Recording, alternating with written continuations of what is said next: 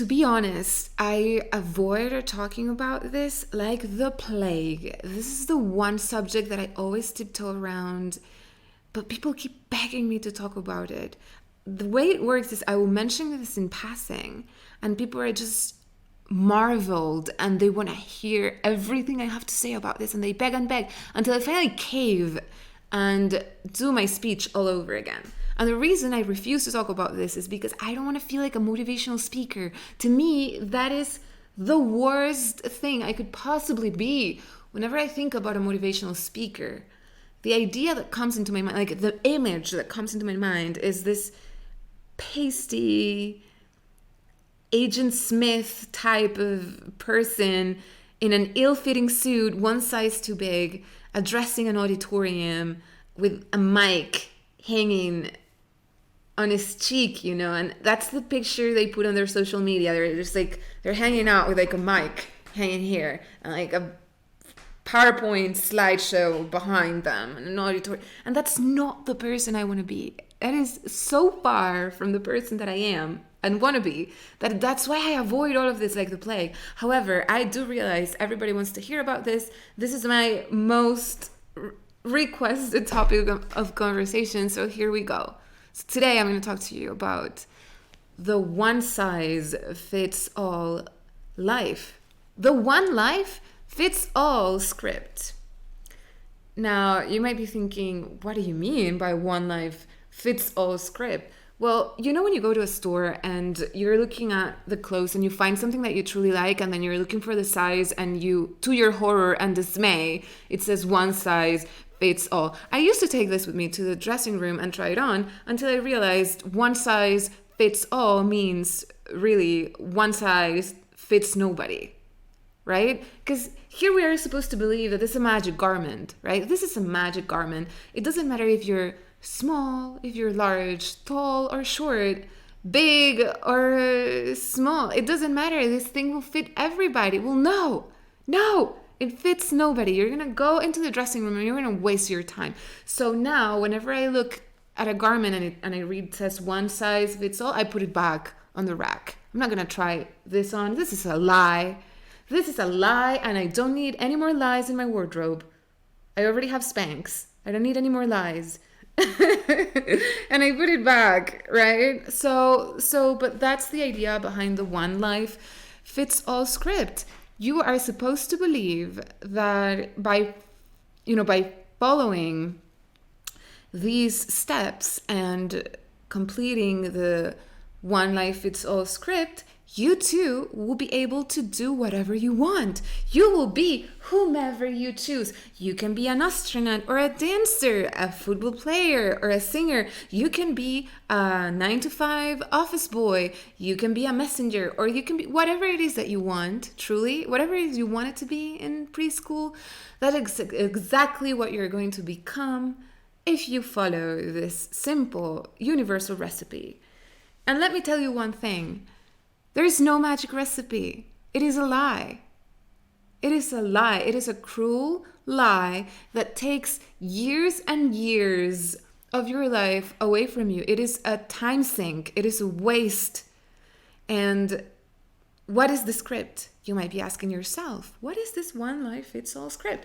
It's very simple. It's just a series of steps that you're supposed to do throughout your life to reach your destination, whatever it is you want to do. So you're born and you're supposed to A, go through the schooling system, so kindergarten, school, college.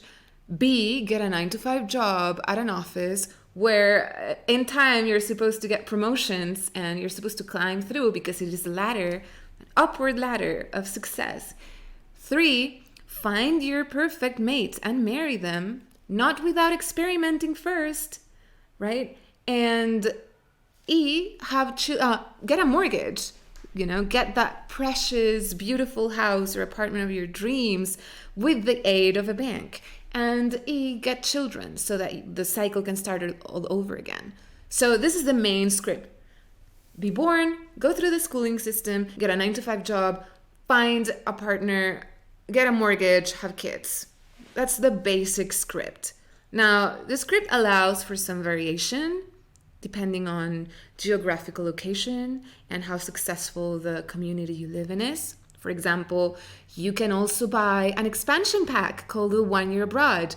This pack can be inserted in between your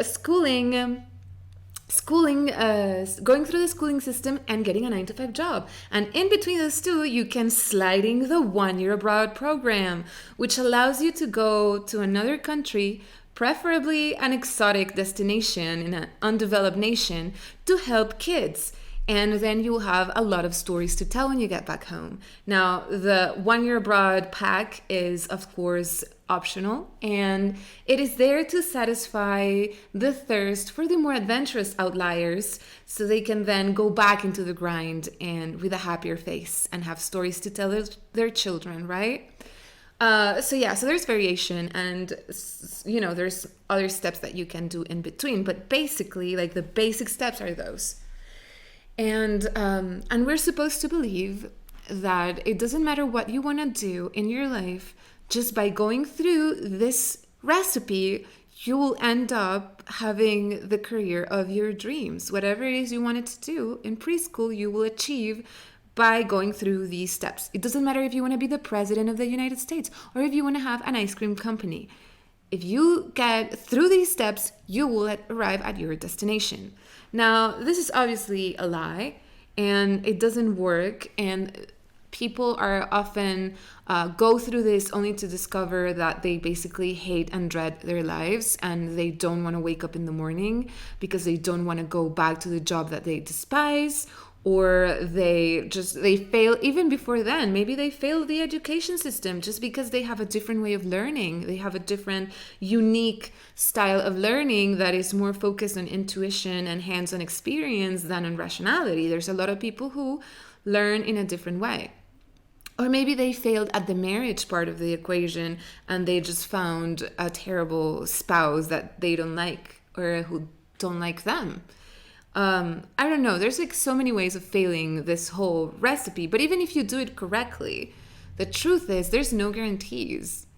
You could do all of this and get stuck in a 9-to-5 job with a wife that you dread and kids that you hate, living quite the opposite of the American dream. And this is the reality for a lot of people. There's a lot of people dissatisfied, frustrated, who feel like life was not supposed to be this way. Life was supposed to have more colors, more adventures, more unpredictability. Life was supposed to be more free, and they're stuck in this very narrow model that they created for themselves. So if there's so many people dissatisfied and frustrated, why do we keep doing this? Why do we remain in this one life fits all mentality and rat race? And here's why. There's many different ways in which they force us to participate in this. The first one is authority, right? Because when you're born, you have absolutely no self-sufficiency. You depend 100% on your parents. So you learn to accept their help and their guidance and their orientation. And you can't really become independent from them until you're old enough that you can hold a job. So that forces your first 18, you can't work before you turn 18 really. Legally, in most countries, you can't really hold a permanent job until then. And that makes it almost impossible to become independent. So you're in a situation where you depend on other people making your decisions for you. Now, if you ask any kid, if you ask any 10-year-old if they want to go to school tomorrow, they'll say no. And if the decision depended on them, they would say, to hell with school. I don't want to go to school. I have so many other interesting, cool things to do. I don't want to go to school anymore. I'm going to drop out, right? But it doesn't depend on them. It depends on their parents. And their parents have already gone through the entire script. And if their lives suck, they will rarely blame the script. They're not going to blame the model. They blame themselves. Maybe I am not a good enough worker. Maybe I don't have good luck, right? Maybe I haven't had the same opportunities as other people because I was born with, in a poor neighborhood, or maybe I don't have the same skills, or maybe they will rarely look at the model and see, this is the problem. The problem is not that I am inadequate. The problem is that I have made my life go through this sleeve called the one life fits all script, and this is the problem. If I had done it differently, maybe I would be somewhere else. And I shouldn't force my kids through this. That's not an exercise people do, to be honest. So what they do is they force their kids into the same sleeve. So they put their kids through school, they force their kids to go to school, and by the time you're 18, you have already forgotten that you had other aspirations or other things to do with your time. You're 100% brainwashed into the same system because your parents were part of the machine, and so are you once you graduate at 18 years old. And there's just no turning back. So the schooling system really is, they disguise it as education, but along with the education in areas of knowledge, they're also educating you in a mentality, in a way of looking at your life. It is an education in resignation and obedience. That's the true goal of the education system, is to turn you into an obedient, resignated part of the machine, right? And now I sound like a rebellious 16-year-old. But it's true. Just because 16 years old and punk bands think about this doesn't make them wrong, right? All right, so they use parents and they use the same institutions. They give them a halo of authority, and they say, well, so-and-so who are very smart, they said that this is the right thing to do, so you should go ahead and do it too. And then, of course, as part of this whole authority thing, there's also the law.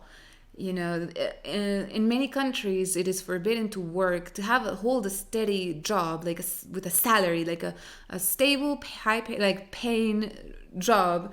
You have to be at least, you have to be of age. You have to be 18 or older. And in most countries, you will be able to have like a summer job or a part-time job as a babysitter or something before then. But if you really want to be able to sustain yourself, you need a salary and you need a full-time job, and you can't have those before you are considered of legal age in most countries. And so then you're forced, right? You're forced to live under your parents' roof, and you're forced to follow whatever path they put you on. And the second law is, I know that in the US it is still legal to homeschool your kids, so there's an alternative. However, you still have to follow the school pensum that was chosen by the state, right? You can't refuse to teach your kids about the subjects that they would learn if they were in school. You just can't do it at home. You have the liberty of choosing to do it at home, right? Well, in Europe, you're not even allowed to do that. If you don't send your kids to school, they will send child services to you, and they will take your child away for negligence. You are forced and obligated to put your kids through the schooling system. Otherwise, you will be considered unfit to parent them. Shocking. But it's true. So one way or the other, most people see themselves like they get started on this one life fits all model ever since they were born, by their own parents and by the laws and by the culture they were born in. Now, the second thing is they normalize it and they make people think that this model is tied into their dreams. And the way they do this is, first of all, carefully throughout school, they will keep inserting this idea that you can be whatever you want.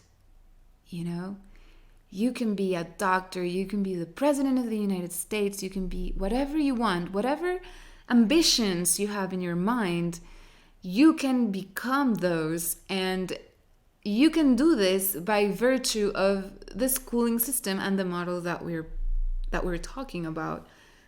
And it's kind of a cruel thing to say to someone, because the idea is, well, in the past, people would be confined to using the resources they had around them. So if your family was a family of farmers, then you would become a farmer yourself and you had no other options. But now with this model, you can break free from tradition and the resources around you, and you can tap into this bigger variety and, you know, bigger mine of resources, and you can become whatever you want. The thing is, this is not true. This is simply not true. You will still be constricted to the opportunities around you. And while school can give you more opportunities, you can meet, you can become part of a broader social circle by going to school and so on and so on. These are not things that, there are many ways of doing it. You don't have to go to school in order to get more opportunities or meet more people, right? It is only just one way. They will also reaffirm this idea that you can become whatever you want through TV and movies. We see, and they normalize it, like we see all the movies are about people in different stages of this script. You have coming of age movies of kids in school getting their SATs, picking the college they will go to, picking their careers. Then you have movies and TV shows about people in their 9-to-5 jobs and how difficult it is to work with other people in an office, and how, you know, and then you have romantic movies about picking your partner that you will marry, and so on and so on, right? It is reinforced through every channel. And then finally, they also give you the illusion of choice. They make you think this is not a one-life-fits-all model. This is tailored specifically to you. How? Well, you can pick, right? You can become an engineer, or you can go into medicine, or the choice is yours.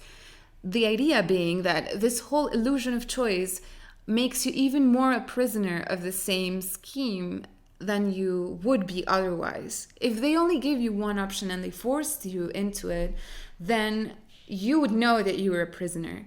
But because they give you an option of whether you want white bread or wheat, or, you know, or whole wheat bread, they are making you think that it's your choice.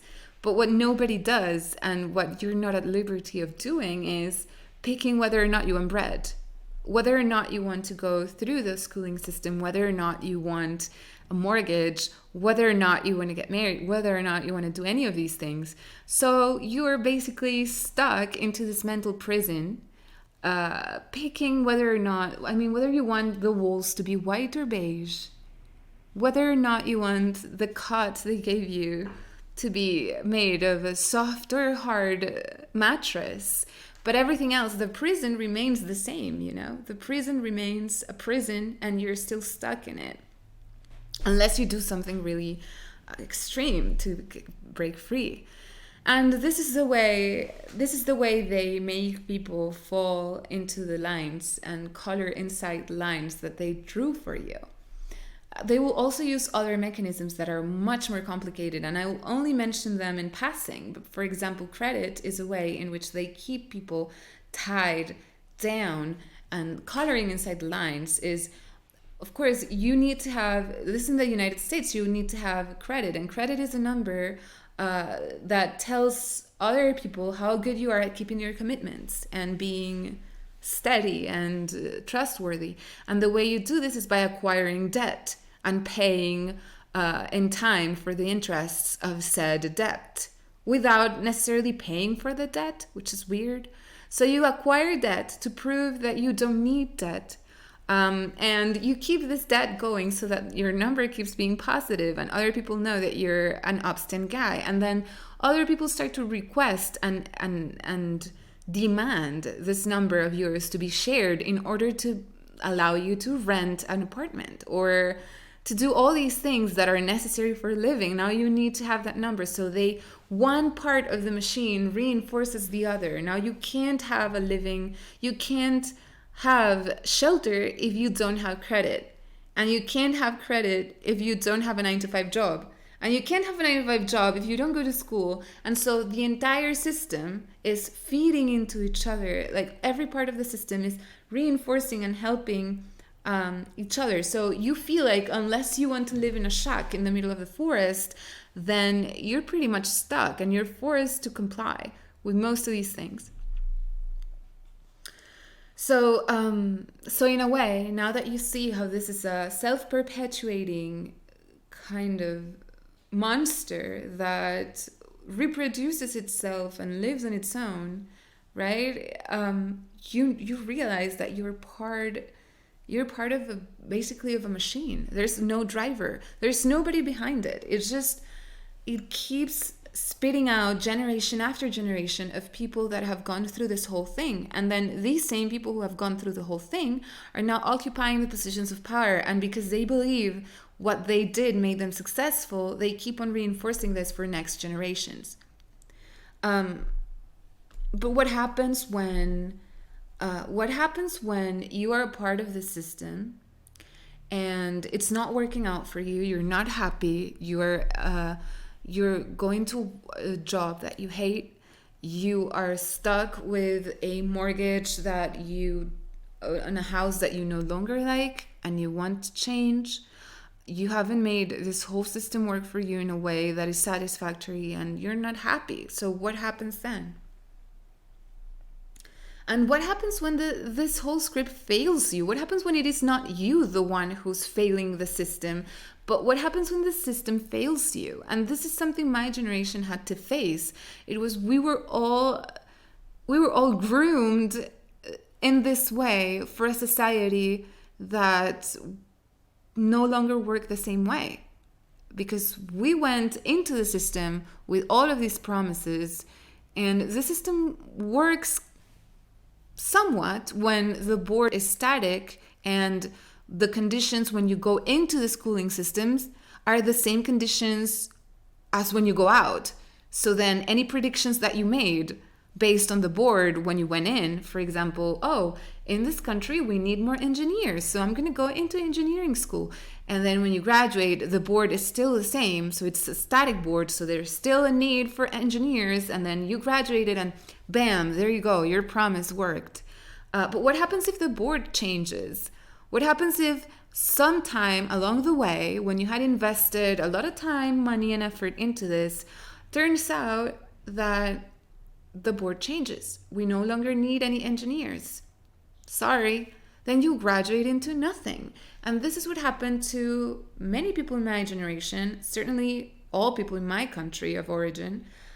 You graduate and the system has failed you. Every promise that was made to you, that if you were good and you went through this whole thing and you put in your time, your effort, your dreams, your hard work, your money, everything into this, by the time you graduated you would have a job and you will be able to climb within the ranks of that of your place where you worked and become somebody productive. What happens when none of that is true? What happens when you graduate and there's no jobs, or the jobs that are available to you have no pay or a very small pay? What happens when there's nowhere to climb because all of the top spots are taken and don't seem to be retiring? What happens when all of this goes down? And it's your entire world comes crashing down because you no longer have anything in your hand. You realize you have wasted 25 years of your life in a pointless race that took you nowhere. So that's the problem. Like, how can you, is a plane good? Do you want to be a plane? Well, maybe. A plane is robust. Plane can travel very far. But what happens when you try to land that plane And instead of landing it in a static, fixed airport, in a fixed landing strip, you try to land that plane in a moving landing strip. What happens when the airport is moving and the landing strip is moving, and you're trying to maneuver this 1,000-pound, 2-ton beast? You're trying to maneuver and land it quickly into something that's moving. You're probably gonna crash, right? You would think, well, maybe I shouldn't have been a plane. Maybe I should have become a helicopter, and I would have had better chances of landing this thing. Maybe I should have chosen a ground type of transportation instead. Maybe I should have become a car or a motorcycle. You know what I mean? So that's exactly what happens here. Is the board is not static. So any plans that you make, thinking long term, and by long term I mean 25 years, you know, you are probably doomed to fail, right? So this is the thing. If the board is static, this system, this one life fits all system, fails the outliers, fails the people who are not your common denominator average person. It fails the fat people, the slim people, the short people, the tall people of this world. Only people who are very cookie cutter are going to be able to succeed on this. And but on top of it, when the board moves, then the system doesn't always fail the outliers. It fails everybody, fails everyone. The entire curve is under the pressure of a board that no longer works with the model that you were given. So how do you break free from this? Well, first of all, you have to ask yourself what it is that this model does for people and why it became so successful. And the truth is, this is a model that asks you to dream up an ideal final stage. Like, what do you want to achieve? Like, where do you want to be when all is said and done? And they make you dream up this scenario. And then they save you the actual work of getting there, of envisioning also the path. They give you a manufactured path that supposedly will make you achieve that dream that you had. But what if you took it upon yourself to figure that out? And what if instead of relying on formulas and recipes that somebody else gave you, you look around you and you see the possibilities around you and you work with what you have? So in order to, and you have to escape in order to break free from this, you have to break an egg or two. You have to completely shut down the entire machine and step away. And you know that there's going to be things that you are going to suffer, because people don't like to be contradicted and they don't like the odd man out. So it doesn't matter what you do, you're probably going to be harshly judged by people around you. Suppose that you tell your parents, you know what, I don't want to go to school. There's probably going to be a lot of blowback, resistance, people judging you. So that is definitely one of the things that you have to keep in mind.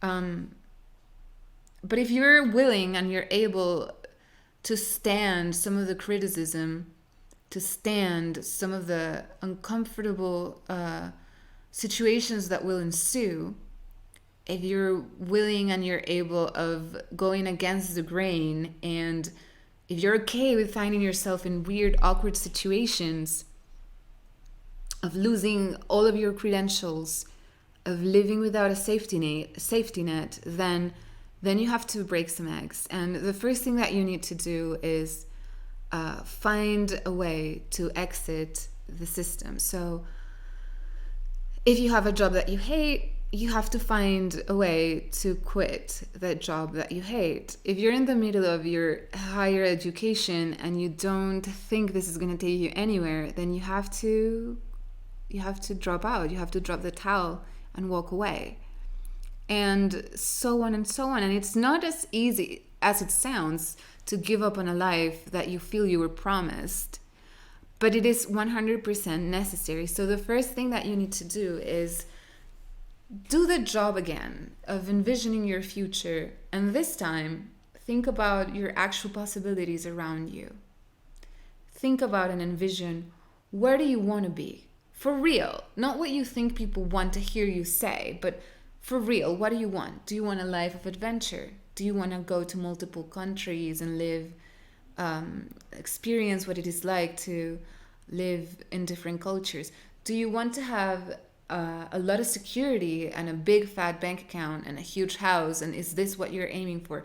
Do you want to have the respect and the adoration of the masses and you want to become famous? Do you want to have a more low-key life and just focus on your pleasures because you love to, I don't know, skate? I don't know, maybe you love earthly physical pleasures and you want to live a life of pleasure and you want to enjoy delicious foods and see beautiful sunsets. I don't know. Think about what it is that you want. What do you want to do with yourself? Where do you want to be? Do you want to be beautiful? Do you want to have a really nice body? Do you want to have... What is it that you want out of your own life? What would make you feel good and proud and excited? And don't think in terms of careers. Don't think in terms of the tag that will be attached to your coat. Think about the experiences that you want to have and the kind of the quality of your life and the kind of person that you want to be. And once you have decided and once you have envisioned what you want and where you want to be, then comes the fun part, which is envision your path. How are you going to make it happen? What do you have around you that you can use? So if your idea is, I don't know, if your idea is you want to climb a mountain but you have no mountains where you live and you have no mountain gear and you have never ever climbed a mountain before, then your job is going to be significantly harder than if you pick something that is within reach with the opportunities that you have. I don't mean to say it is impossible, it's just it's going to take a long time and more effort, but it's doable as well. So envision your future, and once you have envisioned your future, you need to start practicing discipline, because it is the most important skill you could possibly have is discipline. And discipline means working steadily for a goal throughout time in a predictable manner and holding yourself accountable. So practice discipline by setting yourself goals to become more disciplined. For example, put on an alarm every day, even though you don't have to. Put on an alarm to wake up in the morning or to do some exercise, and do it every single day. It is not about the content. It is not about what you're going to do once the alarm goes off. It's about you practicing discipline and forcing yourself to do things that you're not entirely happy or comfortable doing, but doing them anyway because you have a goal and an objective. This is the most important skill that you're ever going to have. And the important thing here is you need to do it on your own, because you self-motivate yourself, not because you have to be in school at 7 a.m. and if you're not there, you're going to get punished. That's not discipline. Discipline is doing things because you have an idea in mind and being your own motivator, and there's no punishment other than not getting your goals met. So that's the second thing, is discipline, and it has a lot to do with work, hard work, and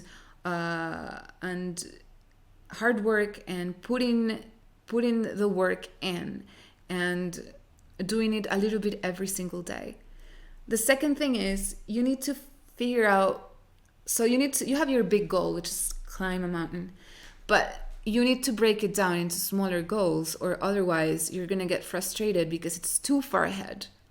And you can possibly expect to be self-motivate yourself with a goal that is maybe 2 years away.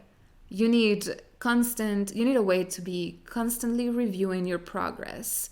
And in order to do this, you need smaller goals. So you need to break down the big goals into smaller goals. So for example, if your goal is to climb a mountain, but you don't have anything around you, then you break it down into smaller goals. What will the smaller goals be? Well, goal number 1 would be to learn how to climb a mountain. And goal number 2 would be to get the mountain climbing gear, right? So you can start working towards these smaller goals with the idea that you will attack or tackle the big one in the long run, but first you need to tackle these.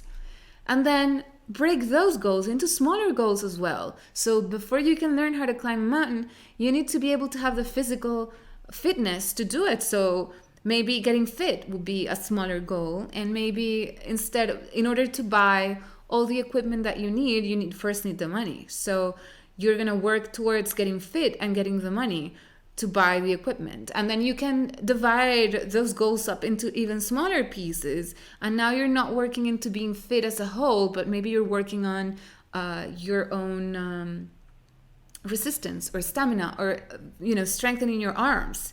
And then you're working towards saving up the money that you need for the equipment, but you split it up into $1,000 goals progressively. So every time you put on, and so that's the one thing. It's like breaking up the goals into smaller goals.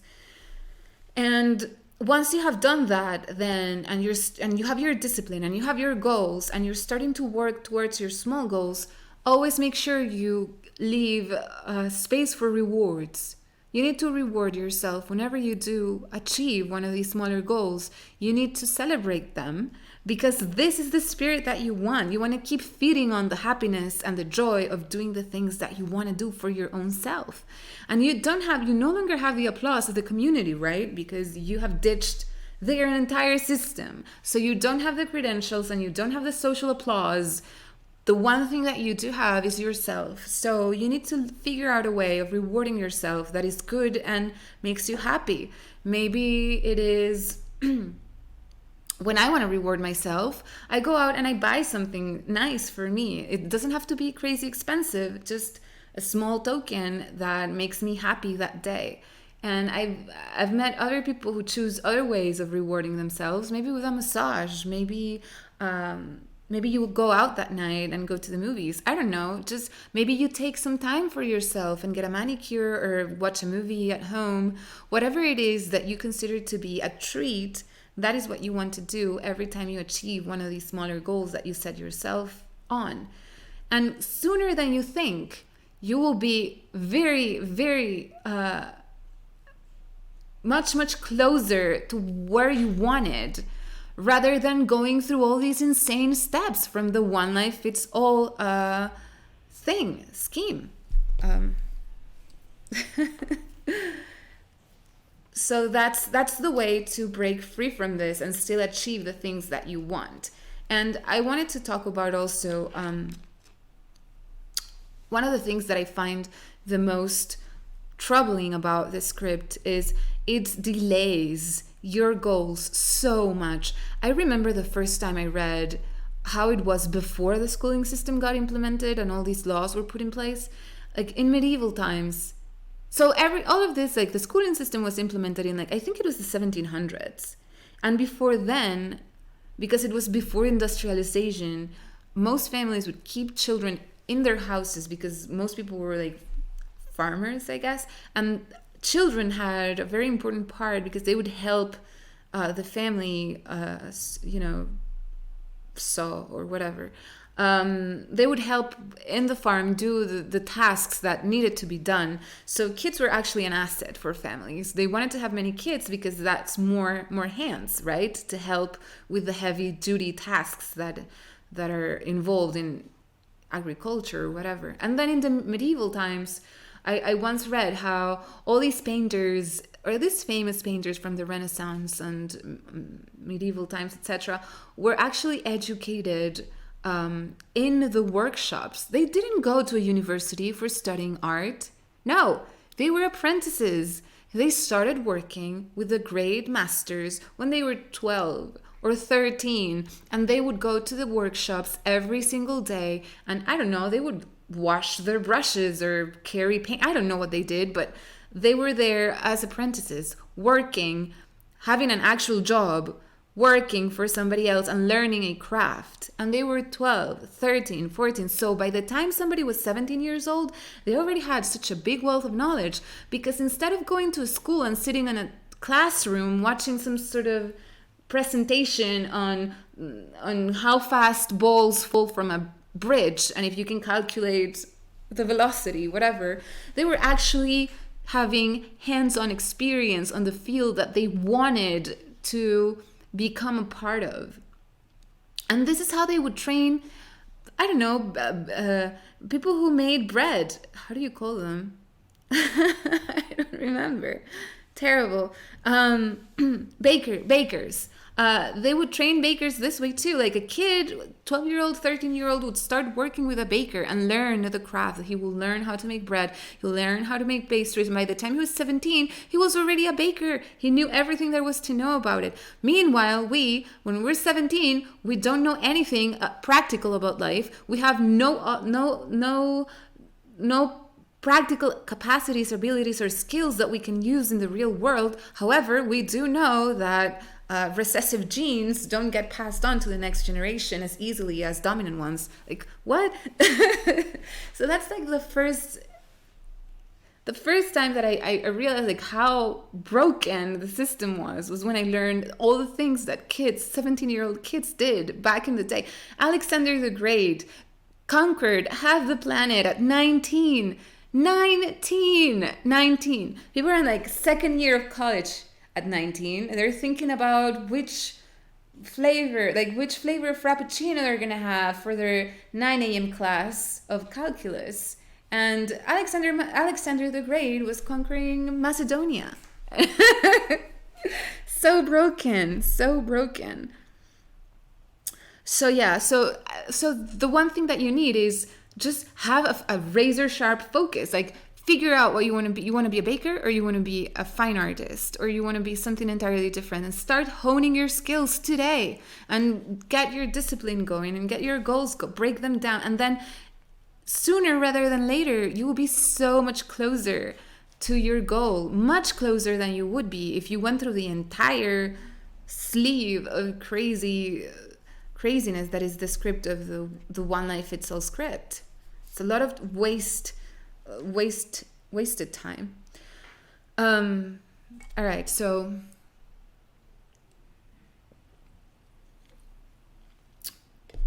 this is all the motivation that I'm going to do today, but I also wanted to talk to you about something else that somebody asked me about on my last podcast, and it's about how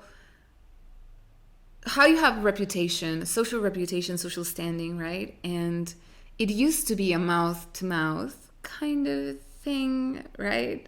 So you used to be, so if you were a good person and you did good deeds, then word of mouth would be on your side, right? So you would go somewhere, you would meet somebody new, and they would ask around and find out who you were, and then they would judge, I guess, your character based on that, and then see if the reality matched whatever it is they were told. Everybody, every society works the same way. But the problem now is, unlike before, we have the internet.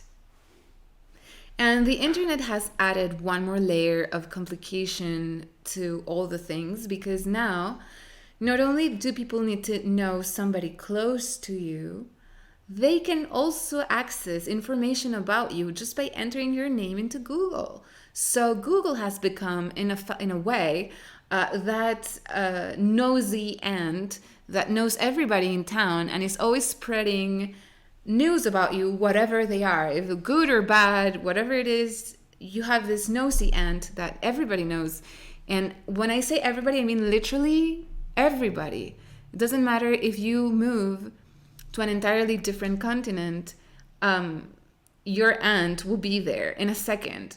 Just as soon as you tell your name to someone, they will enter it in Google, and lo and behold, they will know a bunch of stuff about you you were not comfortable sharing yet. And that is a problem, a pretty big problem. I'm going to tell you one example. So I'll give you one example, two examples. So one example is my great-grandmother was a spinster. Nobody knew her real age because she would lie about it. And everybody suspected she was quite older than she said she was. This is my great-grandma. And she was from Austria, right? And then because she couldn't find a husband, her family sent her away to a different town. And because nobody knew her reputation and nobody knew who she was, and she could lie about her age, she could finally find a husband. And that's why I'm here. Thank God for white lies. Thank God for lack of communication. Now, if it wasn't for that, if people had Google back then, they would have been able to Google her. And then they would say, come on, she's so old. She hasn't found a husband yet. Maybe there's something wrong with her. I'm not going to marry her. And then I wouldn't be here. See? Google can ruin lives. But that's not just the one way that Google ruins lives. It's not just by not letting people be born that should have been born. No, it's even worse than that. So I talked to you guys about me traveling and moving around a lot, right? Well, in one of these cases, and I also have a terrible teeth. I have a sugar addiction and really bad teeth and great hygiene, but bad teeth. It's like a genetic thing. And so I'm constantly having to get root canals done and cavities fixed and all of that. And I moved into a different country from the one that my country of origin. And it came the time where I had to go to the dentist again. So I go to the dentist and I get this dentist recommended. They have rave reviews. They have treated the king and his wife and all their children. And I'm, okay, it seems like somebody stand-up person, right? So I go into the dentist, and it's this quaint little house in one of the most posh areas of town. And you go inside, and they have an entire wall lined with pictures of the king, the king and the queen, hugging the owner of the whatever, and signed by the king and all of that. And everything is very tasteful, very you feel like you needed one or two more finishing school sessions before you could come here and talk to these people, right? Okay, that's how you feel. You feel a little bit uneasy, and everybody's feeling the same way. You notice because all the women are nobody's crossing their legs. They're just putting them on the side, like ladies in the waiting room, whatever. So they give me this form that I have to fill out. And I fill out the form, and I'm like, name, yada yada, last name, yada yada, all of the things, occupation, and I write down journalist. And are you allergic to any of these? Blah, blah, blah. And history, what diseases have you had? Have you ever had surgery? And then a checklist, all of that. So I spend 30 minutes, there's 5 pages on that thing. So I spend 5 minutes, 10 minutes filling it out, and I give it back to the secretary, and I wait for my turn, which takes a while. And then after a while, the woman from the pictures, the one who was hugging the king, comes out, and she's like, Yael, it's your turn. Please come on in. I am going to do a full evaluation of your mouth.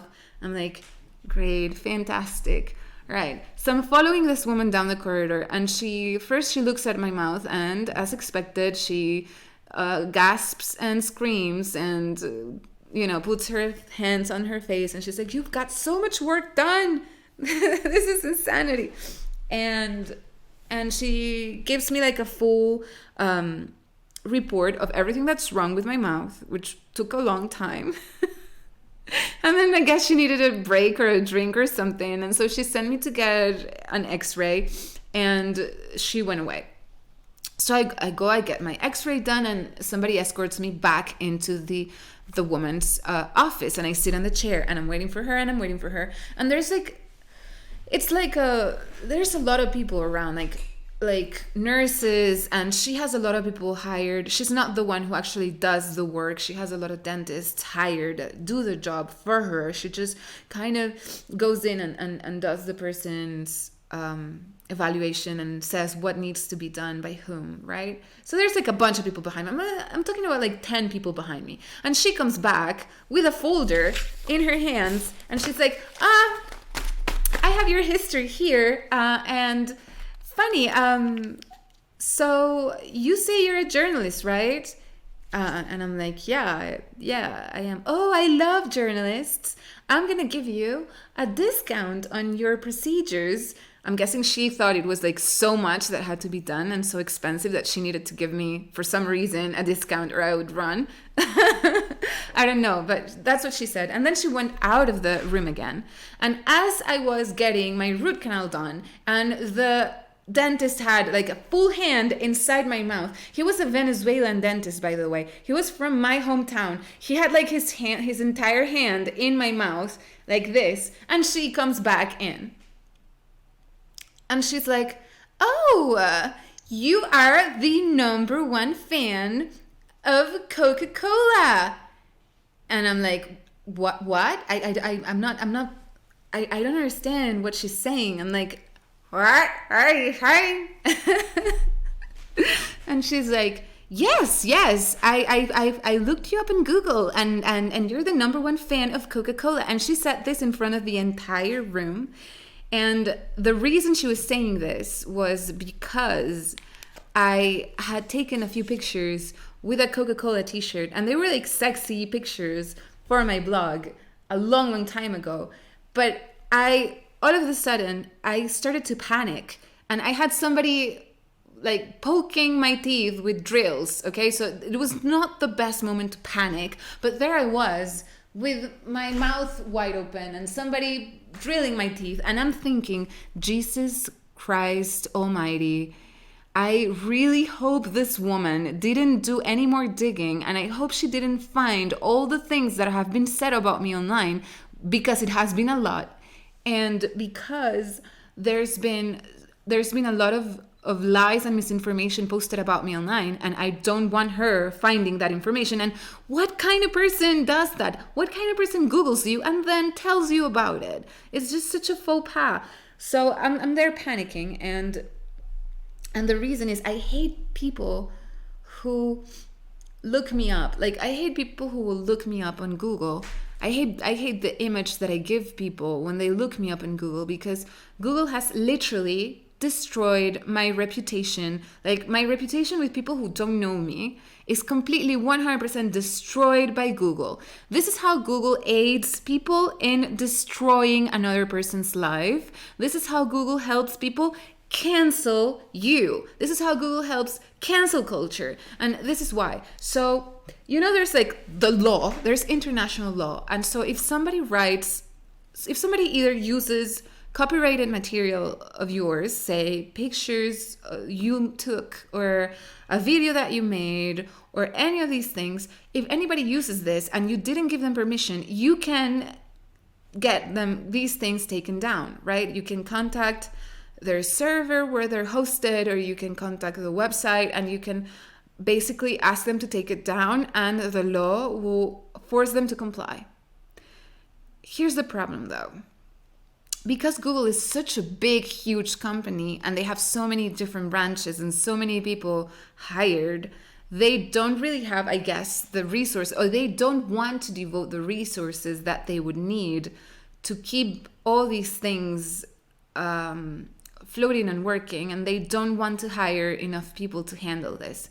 So what they do is, when somebody uses their services to post things about you using your own images, your own photos, your own videos, whatever, and they post them to one of the Google-owned platforms, say Blogspot, for example, and you want to take them down, it is nearly impossible because there is not a human on the other side. So this happened to me, okay?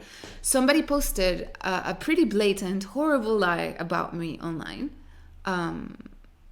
I'm not even going to go into details about it because it's such a blatant lie.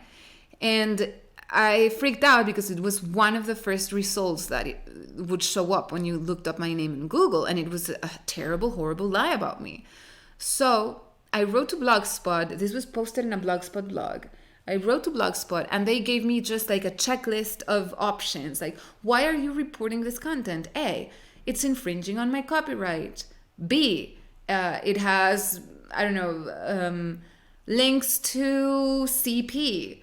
3, they had like just 3 or 4 reasons why you would want to report content. One of which was it is offensive, and then they would tell you something like, deal with it, pal. Not everything posted online is going to be to your liking, And but the truth is the option, which was somebody is making up huge lies about me that I have no basis in reality, and it is hurting me and my credence and my social reputation, that was not an option.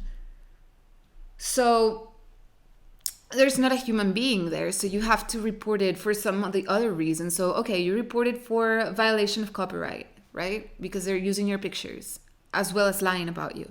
So they only take down their pictures, but the lie is still there. The entire story is still there, and you have no human to contact to ask them and explain the situation. If it was a different server who had actual people, then you would talk to them, they would understand, they would take it down. But in the case of Blogspot, they don't take it down. So you're stuck with this lie about you floating around on the internet. So after a while, you decide to figure out a different way of doing this.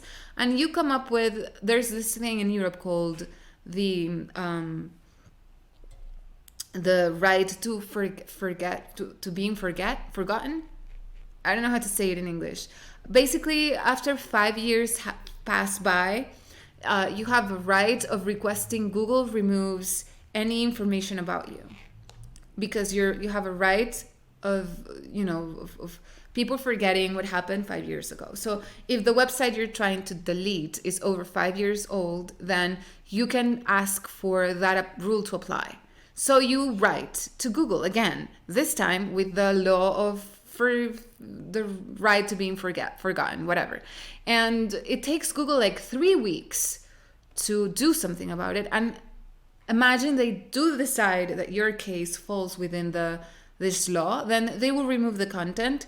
But then it takes just 1 minute for this malicious person to write up another story about you and post it again on Blogspot. So it took you 3 weeks to do all of this, and it takes this person 1 minute to repost the same post again. And here's the kicker though.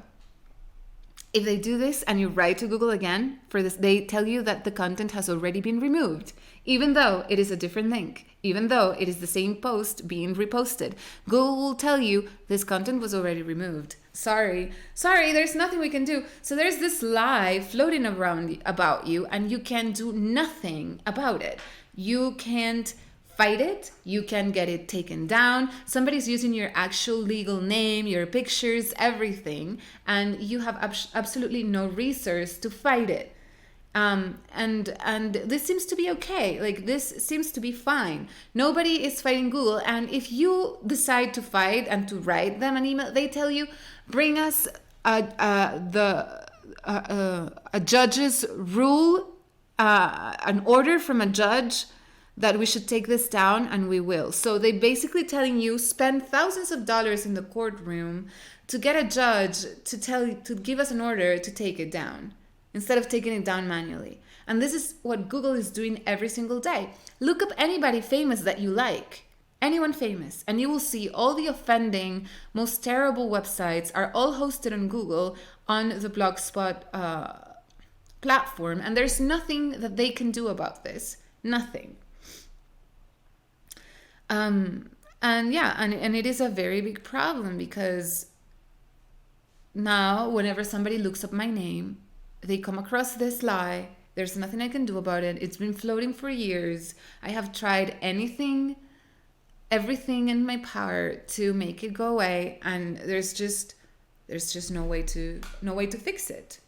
No way to fix it. I'm in a cul-de-sac, in a dead end street with this whole thing, and there's probably a lot of people like me. This is a problem. I don't know if you guys know about this whole thing called cancel culture. Basically, there's a lot of there's this wave of nastiness going around on YouTube, mostly, where whenever there is a scandal or a fight between two YouTubers, the fans of one of them will call the other one canceled. And basically what they do is they create this huge hate campaign online. They will go to social media and post nasty things about them. They will come their Twitter accounts all the way back to 2000 BC and find the most offensive, terrible tweets they ever posted and make a huge deal about it now. And it just becomes this huge ball of excrement being hurled around by these people against a person. The most notorious case, and I asked people on Twitter if they had any idea what this was about, was within the beauty community, like the makeup artist community, this guy called James Charles. And James Charles is a 19-year-old boy, and he does makeup and sings. I don't know. And he became like a huge star. There was a bunch of other makeup artists who apparently were very jealous of him, and they posted videos, especially one of them. Her name is Tati Westbrook, and she's 37. And she posted a video basically talking the most horrible things about this guy ever.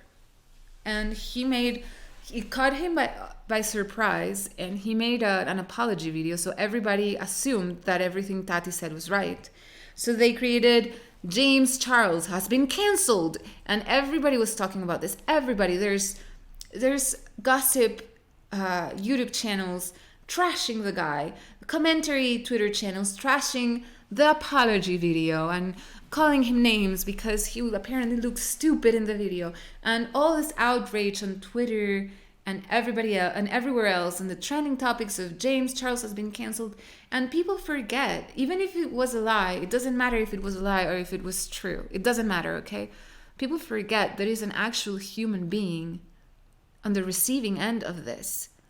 James Charles and any other YouTube people, they're people. They're people like you and me. They're flesh and bones and blood and tears and skin and a brain, and they feel all of these emotions. And when people call them these horrible things, and when people say James Charles is canceled or whatever, there is a human being on the other end who's reading this, who's suffering, whose life could be completely trashed, who could have actual real life repercussions. When people look him up on Google, they will find all these allegations and nastiness and hate. And nobody deserves this. Nobody deserves being canceled. Nobody deserves being on the receiving end of such a wave of hatred. So I think this is something incredibly toxic, and the fact that Google does not have a better system in place to handle all of this crazy reactions from people on the internet is really concerning. Really concerning. It's not because of a lack of resources. I mean, come on, it's Google. They can afford to hire a team of human beings to handle abuse, right? You know how much power Google has. Everybody basically uses Google like it was the truth. Like, you would write something up on Google and find the craziest things about a person, and people will give it credit because Google linked to it.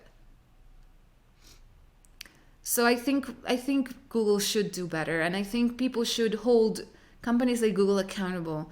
The problem is the masses, the random people, they never go through this. And I'm happy that they never do, because it's horrible. And if, the one thing, if I had to give myself advice when I was a kid, I would tell me never ever to post anything online under my actual real name, to make up an alias and never ever show my face. That's what I would do if I had to start all over again. I would never ever show my face online. But once you have done it, and once you have had people trash you, it's too late to go back, and now all you can do is move forward. But I do want to tell people that never lose sight of the fact that when you trash somebody online, there's an actual person behind, on the other side of the screen. There's an actual human being. And even the people you think will never read you, even the celebrities, even Kim Kardashian or Miley Cyrus or whatever, they do read what people say about them. We all do, and they're no different from us. They also read what people post about them. And I'm pretty sure that it has to affect them. It has to affect them like it affects everyone else. So be a little bit more mindful of that if you ever participate, and don't be so quick to judge other people based on what you find on Google. If you ever go into, on a date, or if you ever meet somebody, or if you're a dentist and you're going to fix somebody's mouth, stop Googling people. Stop Googling people. What are you going to learn about them other than prejudice? Stop Googling them. Get to know them in the flesh. Find somebody who actually knows them in person. Ask them what they are like. You can't let information like that override your actual experience with someone. It's not okay. It's wrong. So yeah. The only thing this thing accomplishes is for people to be, a section of the people become united in hate, which is awful. Like, why on earth would you want the feeling that unites you to your fellow man to be hatred? And hatred for something mundane, hatred for the mistakes of another human being. It's just the lowest of the low. And on the other hand, it makes the outliers, like the people who are on the receiving end of all of these waves of hatred or love or praise or whatever, makes them isolated. I don't want to go to the dentist anymore. I never again went to the dentist after this because I didn't want to face the possibility that this person had read the lies about me that are online. And I'm very wary of telling new people my real name or writing down my occupation as a journalist for fear that they will Google me. So all this thing does is isolate, atomize, and unite people for the wrong causes. And yeah, so that's the way Google ruins people. And now before we finish today, I wanted to read. So I ask people to send me emails asking me like for advice with relationships. It's not that I think that I am a relationship whiz or that I am so wise that I can give advice to anyone. But I always think it's nice to have a neutral opinion when something happens to you. So if I have a problem, if I fight with somebody close to me, usually the people around you will also be close to the other person that you're discussing with. So it's very hard to find an unbiased opinion from the people around you. And sometimes it is good to find a neutral, unbiased opinion from somebody who's not involved in your own personal life. So that's why I wanted to offer this space. Not only will it give me more content to talk about, but it will also give people an opportunity to find out what I think and insight from someone neutral. So by the way, if you want to send me one of these emails, ask for my opinion on something personal, you can write to me here.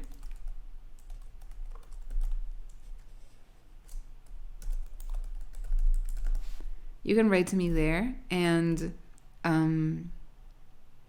make sure that you are specific about the issues that you are talking to me about. Or actually general life advice. I don't care if it's a relationship or if you just want to vent. That's cool too. I will read it anyway if it's interesting and exciting. So I want to read to you an email that I got, and if you guys want to write to me, feel free to do it to that email address. So, all right. I'm not going to say who it is from because I want it to be anonymous. I don't want people to know who is talking to me. Okay. Yada, yada, yada. And, all right. We had been together since we were juniors in high school. We were each other's first everything, and I thought that we were going to be together forever. But she went away to college, and midway through her freshman year, she comes home and tells me before she leaves that while she loves me with all of her heart and I am the one she wants to be with forever, and Mary, that while she's in college, she doesn't want to be tied down and needed to be able to have her fun. She was telling me this as though she were explaining the directions to hooking up a computer. In other words, no emotion, just simply statements of facts, and my thoughts and feelings on the situation didn't matter. She even went on to tell me that she wanted to make sure I knew she would always practice safe sex for our future together. Well, my reaction, I guess, was not what she planned. Needless to say, I am not very proud of how I reacted at the time, but I became very emotional with her. I begged her not to do this and that under no circumstance would I ever consider this okay. She basically said I was being immature and that once a couple of weeks passed, I would be able to talk to her rationally. Oh, and as a bonus, she wanted to get my assurance that I would practice safe sex as well for when we got back together. The 2 weeks went by and she called me and acted like no big deal. But as we started to end the call, she wanted to make sure that I was better about her sleeping with other guys. I used the present tense because she then informed me that in 2 weeks she had already slept with 2 other guys. Again, not proud of this now, but I broke down when she told me this. She said she did not want to hurt me, so she wouldn't be telling me anymore about what was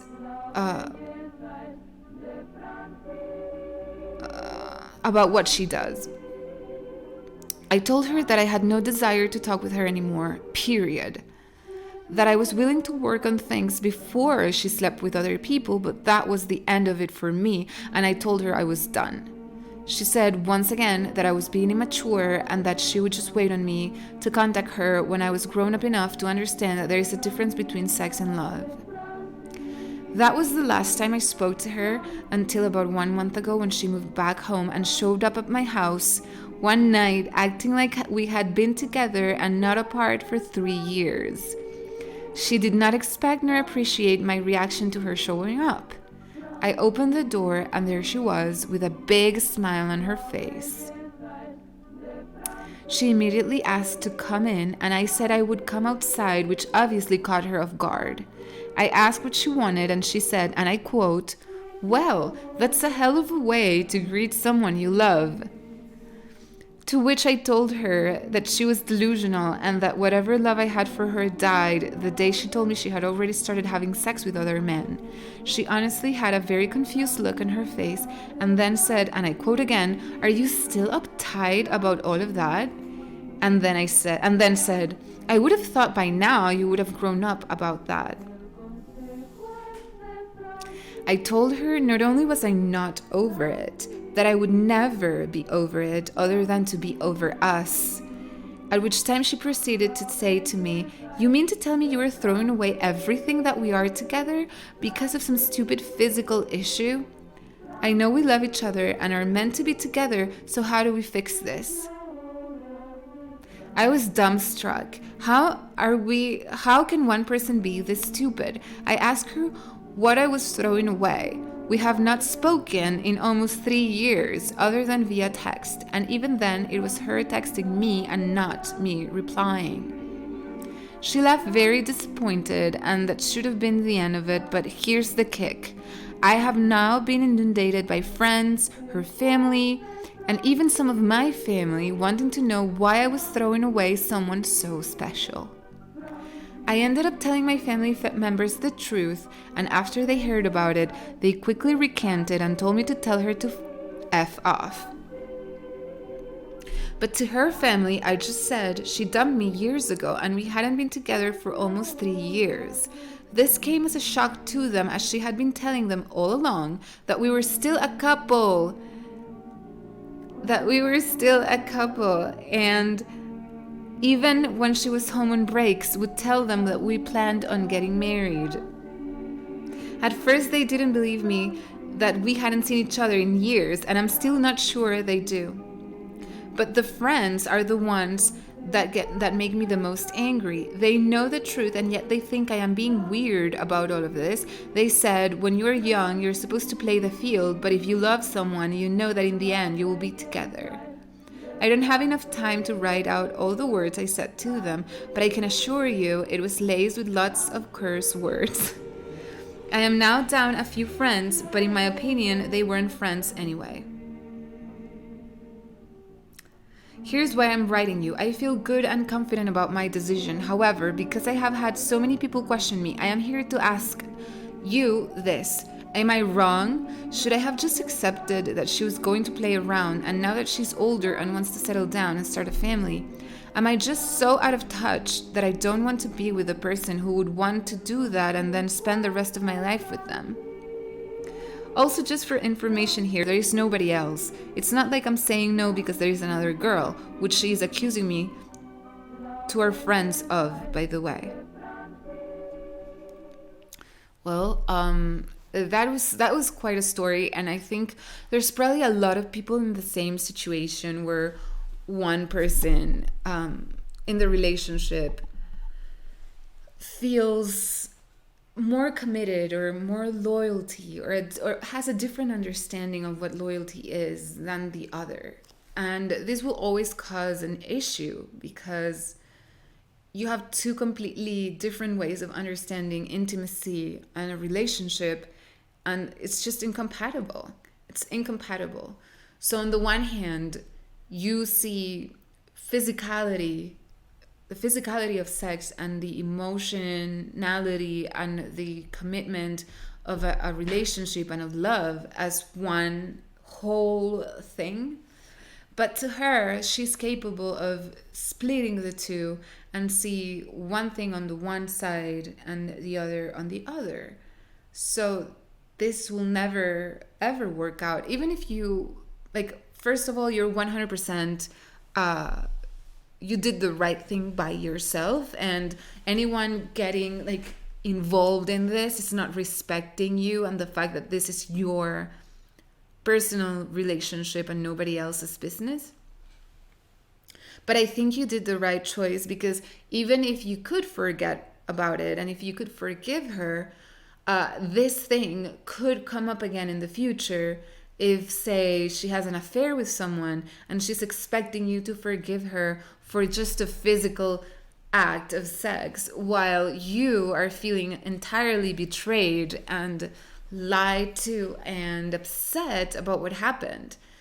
So it's just two incompatible ways to approach a relationship. Now, if you ask me for my opinion, which is a very personal thing, I understand that most people and most women in my generation feel similar to the way your ex-girlfriend felt.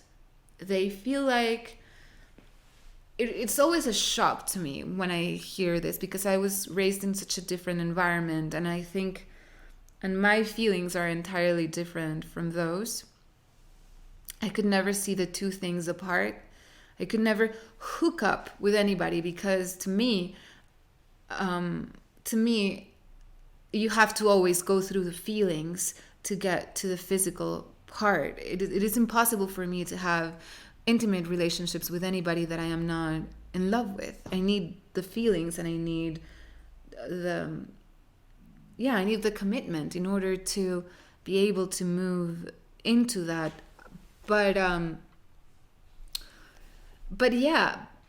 know that many people are not like me, and it always comes like such a shock when I'm talking to a girl who's my age or younger, and she's telling me about hookups, one night stands, the guy she was with this weekend. I'm always shocked to realize that there's such a dramatic difference between the way I understand and interpret these things and the way other people do it. And the fact that there's other people who can do this so casually is such a shocker to me. So in that way, I would have reacted the same way that you're reacting.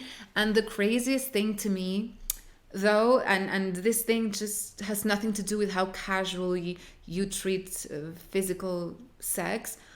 In the case of this lady, she seems to also be delusional, because you were very clear and upfront about your feelings and the things that you told her about the way that you felt about this and how it would be over for you. And she still went ahead and did whatever she wanted. And she kept faith that you would come around eventually, which you never did. You never came around to it.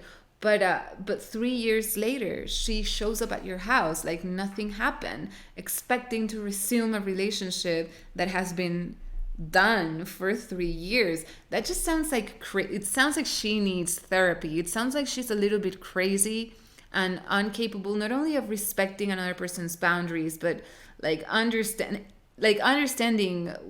where other people stand, and knowing that her actions have a repercussion and a consequence. So I think she could really use some therapy. And I think that people around you telling you that you're wrong for wasting such a precious relationship with such a wonderful human being have never been in a relationship with her, because she clearly did not respect you, your feelings, your decisions, or even your ultimatums. So yeah, I think you're better off without her. And I don't think that you're crazy or any of that. And I hope that this makes you feel more assurance that you're right and not a crazy person.